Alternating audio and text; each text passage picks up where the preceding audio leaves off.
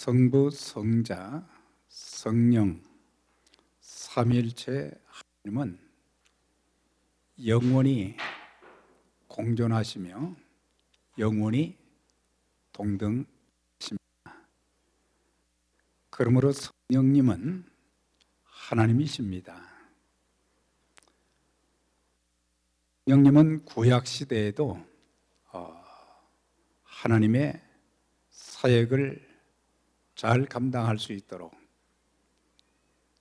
필요할 때마다 임재하셔서 귀한 일을 감당하셨는데,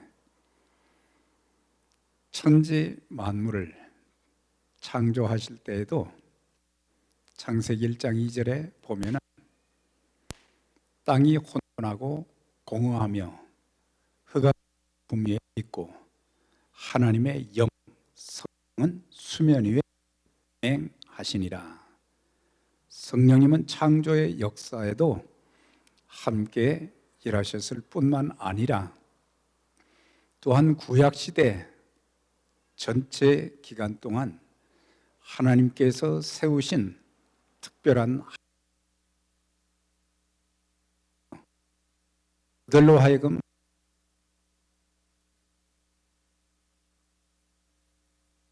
보게 됩니다. 모세나 여호수아, 그리고 기드온, 삼손, 사람 하셔서 그들에게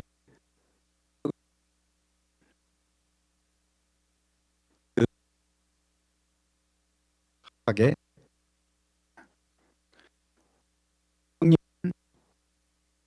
성령으로 구약시대 전체 동안 선지자들에게 역사해 주셔서 계시의 말씀을 담대히 선포할 수 있도록 역사해 주셨는데, 미야, 스가랴 사람들을 통해서 하나님의 말씀을 이렇게 역사해 주셨습니다. 와서 그리스도의 삶과 특별히 공생의 기간 동안 역사하셔서 하나님의 일을 육신의 몸을 입고 오신 예수님과 함께 그 귀한 일을 이루어 가셨습니다. 예수님께서는 성령으로 잉태되셨습니다. 그리고 공생의 사역을 감당하시기 바로 직전에 침례 요한에게 침례를 받으러 요단강에 가셨고, 침례 받으신 후에 하늘이 열리고 하나님의 성령이 비둘기같이 임하셨다, 그렇게 말씀하셨습니다.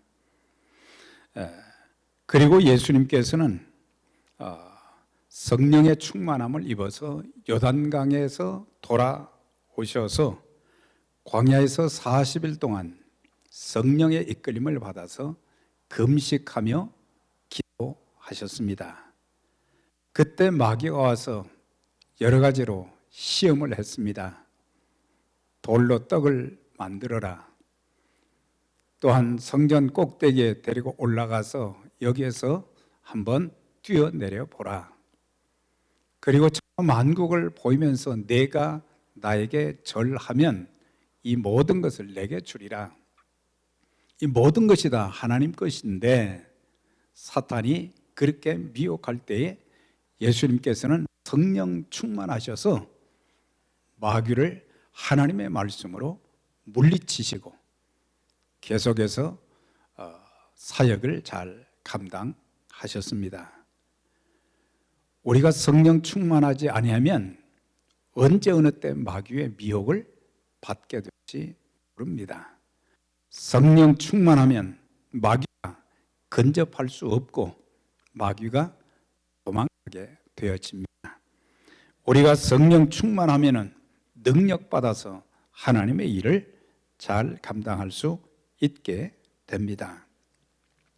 예수님께서는 성령의 능력으로 이제 갈릴리에 가시어서 여러 회당에서 가르치셨다.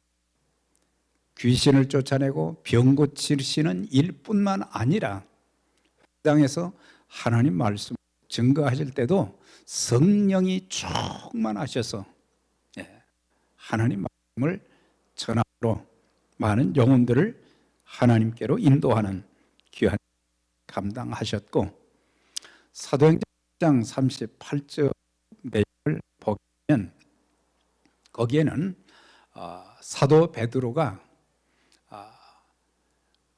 로마의 백부장이었던 고넬료의 초청을 받아서 그 집에 가서 설교를 하는데, 설교하는 가운데 베드로는 예수님의 그 사역에 대해서 이렇게 소개를 했습니다.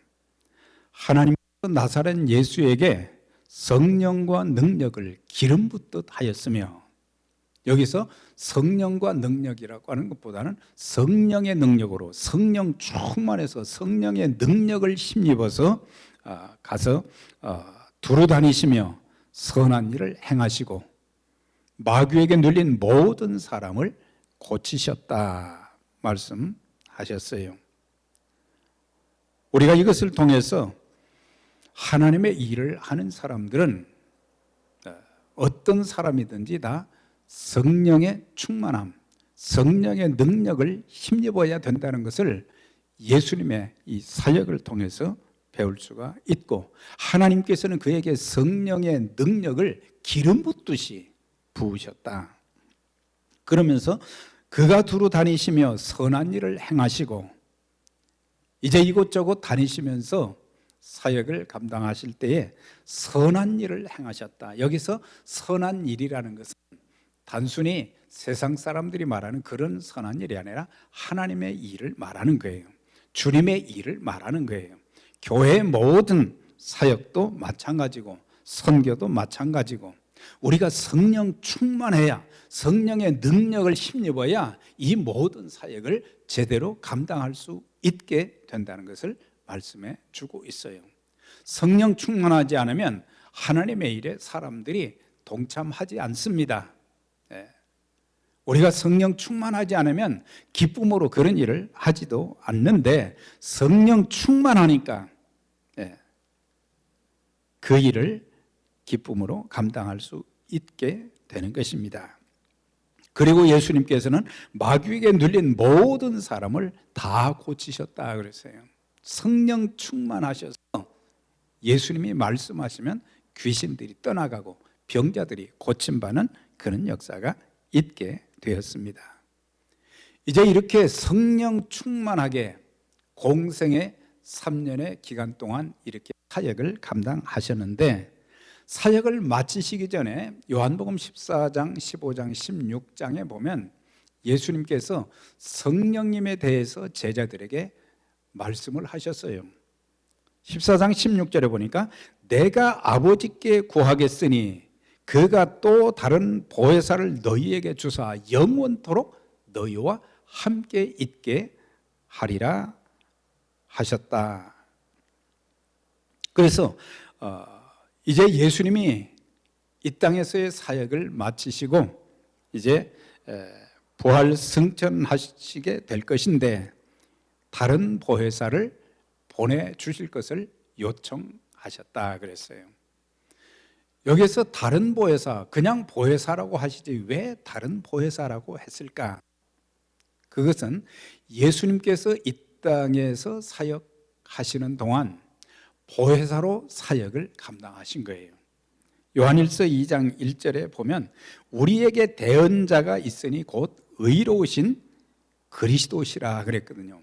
대언자라고 우리말로는 번역되어 있는데 원어는 보혜사라고 기록이 되어 있어요. 그러니까 보혜사가 예수님이신데, 예수님께서 이 땅에 오셔서 위로의 사역도, 격려와 축복의 사역도, 치유의 사역도 해 주셨기 때문에, 그래서 다른 보혜사, 그 다음에 이제 예수님께서 부활 승천하신 후에 보혜사 성령님이 다른 보혜사가 이렇게 오시게 되었는데, 보혜사라는 뜻은 위로자라고 하는 뜻입니다. 또한 돕는 자라고 하는 뜻입니다. 상담자라고 하는 뜻을 가지고 있어요. 그러니까 우리가 성령 충만하게 되면은 바로 성령님의 그 사역, 그것을 우리도 감당해야 된다는 것을 말씀해 주고 있어요. 오늘날은 정말 위로가 많이 필요한 시대입니다. 얼마나 많은 사람들이 여러 모양으로 고통을 당하고 견딜 수 없는 어려움 가운데 처해 있기 때문에 정말 위로가 필요한 때입니다. 이스라엘 백성들이 바벨론 포로 가운데 있을 때 하나님께서 선지자를 통해서 말씀하신 것이 이사야 40장 1절 이하에 있어요. 너는 내 백성을 위로하라 그랬어요. 바로 위로가 바벨론에서 너무 고통을 당하니까, 너무 힘들고 좌절되고 절망된 그런 상황 가운데 있기 때문에 그들을 위로하고 격려하라고 하는 거예요. 그래서 우리들도 위로자가 되어지고 또 다른 사람들의 말을 잘 들어주고 상담해주고 또한 필요한 것을 돕는 그런 역할을 감당해야 되는데, 그 성령님은 이제 너희에게 오셔서 영원토록 함께 계실 것이다. 구약시대의 성령의 역사하심은 사명을 마친 후에는 성령님은 떠나셨어요. 그러나 신약시대의 성령님은 이제 우리가 예수 그리스도를 구세주와 주님으로 영접할 때에 그 순간 성령께서 우리 안에 들어오셔서 우리를 떠나지 아니하고 영원토록 함께 계시면서 위로자의 역할 또한 상담자, 돕는 그런 일을 계속해 주셨던 것을 볼 수 있습니다. 이제 예수님께서 십자가를 지신 후에 무덤에 장사되고 사흘 만에 부활하신 후에 이제 마지막 승천하시기 직전에 많은 사람들이 감람산에 모였습니다. 500의 형제라고 그러는데 굉장히 많은 인파들이 거기에 모여 있을 때 예수님이 이렇게 말씀하셨습니다. 너희는 예루살렘을 떠나지 말고 아버지의 약속하신 것을 기다리라. 너희가 몇 날이 되지 못해서 이제 약속하신 것을 받게 될 것이다. 요한은 물로 침례를 베풀었지만 너희는 몇 날이 못 되어 성령으로 침례를 받게 되리라. 이렇게 말씀하셨어요. 여기서 예루살렘은 그냥 이라기보다는 예루살렘에 그들이 마가의 다락방에서 모여서 기도해야 된다는 것을 말씀해 주고 있습니다. 그래서 예루살렘을 떠나지 말라는 것은 성령 충만함을 받고 유대로 가라, 사마리아로 가라, 땅끝까지 가라고 하는 그런 말씀이에요. 오늘의 상황으로 우리가 비유를 한다면 예루살렘이 어디입니까? 교회예요. 그래서 우리가 이 교회에서 성령 충만함을 받아가지고 우리의 가정으로 가야 되고, 성령 충만함을 받고 직장, 사업장으로 가야 어려운 모든 환경들 또 힘든 그런 사람들과의 관계에서 우리가 그런 사람들을 잘 세워줄 수 있고 또 우리에게 주어진 어려움도 극복해 나아갈 수 있다는 것을 말씀해 주고 있습니다. 그래서 예루살렘을 떠나지 말고 아버지의 약속하신 것이 바로 성령님이신데 성령을 기다리라, 그렇게 말씀하신 것을 보게 됩니다. 이제 승천하시면서 마지막 분부를 하신 말씀이 사도행전 1장 8절입니다. 오직 성령이 너희에게 임하시면 너희가 권능을 받고 예루살렘과 유대와 사마리아와 땅끝까지 이르러 내 증인이 되리라, 그렇게 말씀하셨습니다. 그렇기 때문에 하나님의 일을 감당키를 원하는 사람들은 성령의 충만함과 능력을 받아야 된다. 그것이 목회자가 되었든지 모든 평신도가 되었든지 누구든지 성령 충만해야 자신의 믿음도 지킬 수 있고 삶의 어려움도 극복할 수 있고 또한 하나님께서 맡겨주신 그런 일을 잘 감당할 수 있다고 말씀하시는 것입니다. 그래서 우리가 신앙적 연륜, 그 대단히 중요하지만 신앙적인 연륜, 어떤 직분의 중함보다 더 중요한 것이 성령 충만해야 된다. 성령의 능력을 받아야 우리가 세상에 나가서 빛이 되고 소금의 역할을 감당할 수 있고 하나님께서 주신 사명을 잘 수행할 수 있게 되는 것입니다. 그러면서 내 증인이 되리라. 증인, 이거는 본문은 순교자라는 그런 뜻을 가지고 있어요. 순교를 각오하고 복음의 증인이 될 수 있기 위해서는 우리 모두가 능력을 받아야 된다. 성령 충만하고 능력을 받아야 된다. 내가 능력받지 않게 되면은 주의 일에 동참하지를 않습니다. 또 억지로 맡겨놨어도 하고 싶은 마음이 없습니다. 회피합니다. 그러나 성령 충만하면 자원함으로 일하게 됩니다. 성령 충만하면 기쁜 마음으로 섬기게 되는 것입니다. 그 일이 비록 힘들고 어려운 일이지만 하나님께서 내가 그 일을 감당할 때 나에게 능력을 주시고 감당할 수 있도록 만들어 주실 것이다. 그래서 성령님은 사도행전 2장에 나오는 오순절 사건 때 공식적으로 강림하셨고 예수 믿는 자들의 마음에 거하고 계십니다. 우리를 거듭나게 하시고 날마다 우리를 새롭게 하시는 분이 누구시냐? 성령님이시다. 성령의 강림하심은 믿고 기도하는 자들에게 임하셨고 우리가 하나님의 자녀이며 또한 우리가 영생의 복을 누리며 살게 될 것을 성령님이 보증을 해 주셨어요. 그리고 성령 충만함을 받은 자들에게 은사와 능력을 주셔서 하나님의 일꾼의 사명을 잘 감당할 수 있도록 맡겨 주신다고 하는 것입니다. 자, 오늘 2장 1절에 보세요. 오순절 날이 이름에 저희가 다 같이 한 자리에 모였고 그냥 모여 있는 게 아니죠. 기도하고 있는데 놀라운 역사가 일어났어요. 불의 혀같이 바람 같은 성령의 역사가 있게 되었고 저희 모두가 다 성령의 충만함을 받았다 그랬어요. 그러니까 120명 전체가 다 성령 충만함을 받아가지고 그러면서 그들이 나가서 이제 복음을 전하기 시작했는데 특별히 오순절 날에 대해서만 말씀을 드리겠어요. 오순절 구약성경 23장에 보면 하나님께서 모세를 통해서 주신 말씀 중에 너희는 내게 매년 3차 내게 절기를 지키라. 어떤 절기냐? 유월절, 그 다음에 오순절, 장막절 절기를 꼭 지켜라. 아주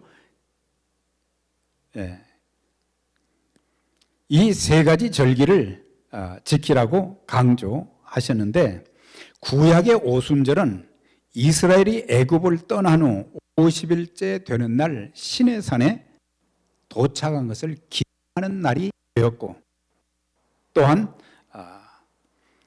곡식 추수를 기뻐하는 날로 지켰던 것이 구약의 오순절이었습니다.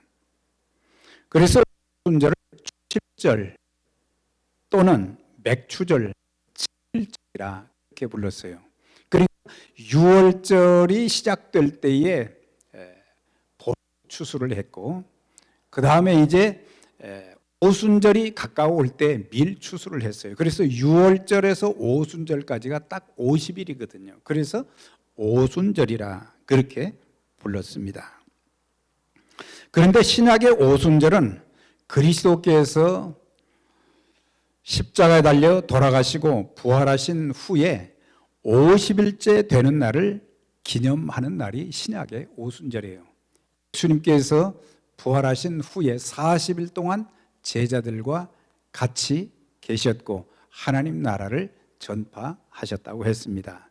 그리고 승천하신 이후에 열 후에 8일째 날에 성령께서 강림하신 거예요. 그래서 신약의 오순절은 바로 이렇게 해서 시작이 된 것입니다. 구약 오순절은 이스라엘 민족의 탄생하는 날이, 오순절은 교회 탄생을 기념하는 날이 되었습니다. 오순절 성령 강림과 또한 성령의 충만함을 통해서 사람들이 예수님을 통해서 구원받고 그 무리들이 모여서 처음 교회, 예루살렘 교회를 시작하게 되었습니다. 그래서 오순절 성령 강림을 통해서 초대교회가 탄생되었던 것을 알 수가 있습니다. 구약시대에는 금송아지 사건으로 3,000명의 사람들이 죽임을 당했지만 신약의 오순절에는 3,000명의 사람들이 죄를 회개하고 예수 믿고 구원받는 역사가 있게 되었던 것을 보게 됩니다.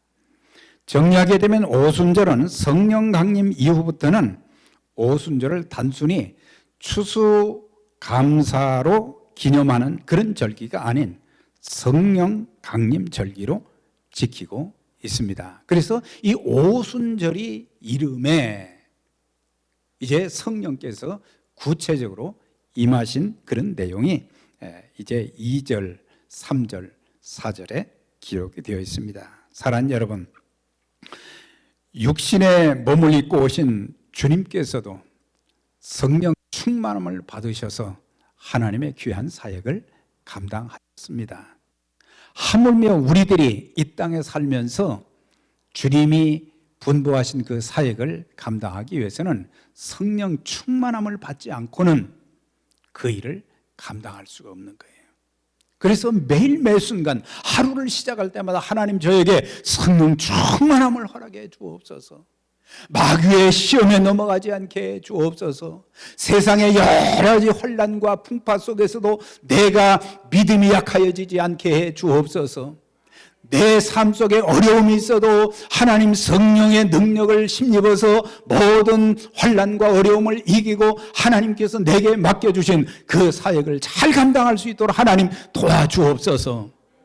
그때 성령께서 역사해 주셔서 마음의 평안함도 주시고 기쁨도 주시고 소망도 주시고 능력도 주셔서 사람의 한계 상황, 이거는 인간의 힘으로 어떻게 할 수 없는 그런 상황 가운데서 성령께서 역사해 주셔서 그 일이 가능하도록 도와주시는데, 그래서 성령 강림절 단순히 기념하는 예배가 아니라 앞으로 계속해서 이 성령 충만함에 대해서 말씀을 드리면서 저와 여러분 모두가 성령 충만해서 가정에 가서도 직장에 가서도 사업장에 가서도 우리의 삶의 터전에서도 하나님의 능력으로, 하나님의 은혜로, 하나님의 기쁨으로, 하나님의 도우심으로 승리하면서 주님의 귀한 사역을 잘 감당하는 일에 귀하게 쓰임받는 믿음의 가족들이 되시기를 주의 이름으로 축원합니다. 전능하신 하나님 감사합니다. 저희들에게 또한 성령 강림절 예배를 드릴 수 있도록 은혜를 주시고, 특별히 주님께서도 이 땅에 사시는 동안 성령으로 잉태되셨고 성령의 충만함을 받아서 하나님께서 맡겨주신 귀한 복음의 사역을 잘 감당하시고, 또한 마지막 승천하시기 직전에도 성령 충만 받을 것을 강조하셨는데, 이제 저희들 성령의 충만함과 능력을 힘입어서 이 험한 세상에서도 믿음을 지키고 하나님께서 분부하신 귀한 사명도 잘 감당하며 마귀에게 공격받아 쓰러지지 않게 해주시고 일평생 승리하면서 하나님 뜻을 이루어 드리는 저희 모두가 되게 해 주옵소서. 예수님의 이름으로 기도드리옵나이다. 아멘.